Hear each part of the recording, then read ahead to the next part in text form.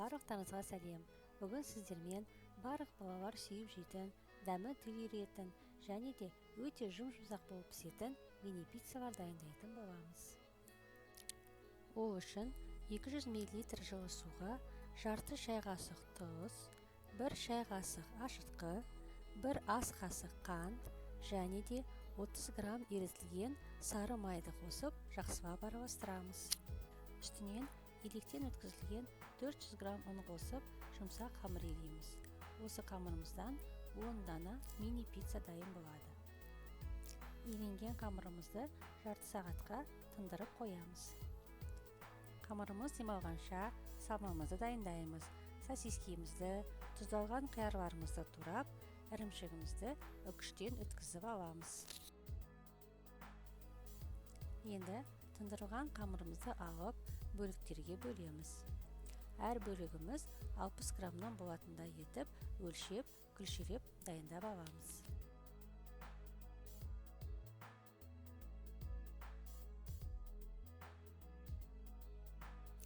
Күлшеленген қамырларымызды ұнға ұнатып, оқтаудың көмегімен жайып аламыз.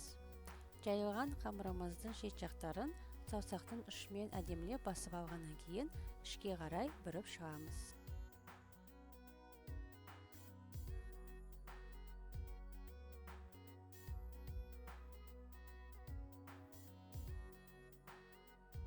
Осылай барлық пиццаның қамырларын дайындап алып, пергамент қағазына орналастырамыз.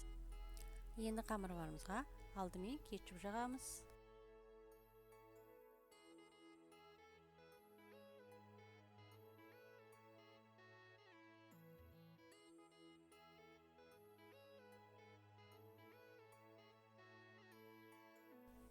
Кетчуптың үстінен 1 қабат ірімшік себеміз.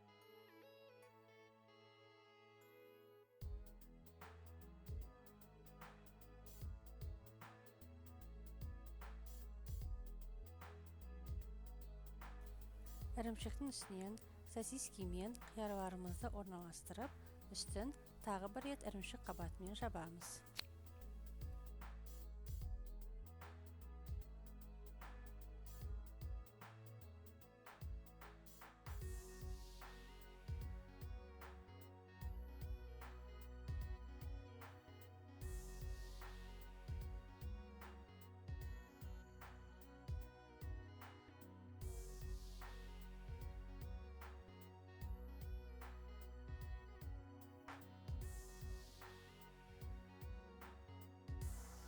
Енді қамырымыздың ашық қалған жерлеріне жұмыртқа жағып, үстінен күнжіт сеуіп әсемдейміз.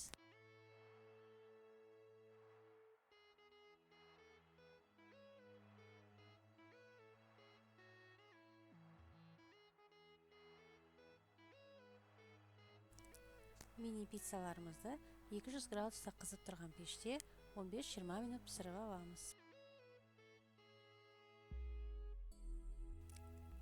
Барлықтарыңызға ас болсын, дәмін татып көріңіздер.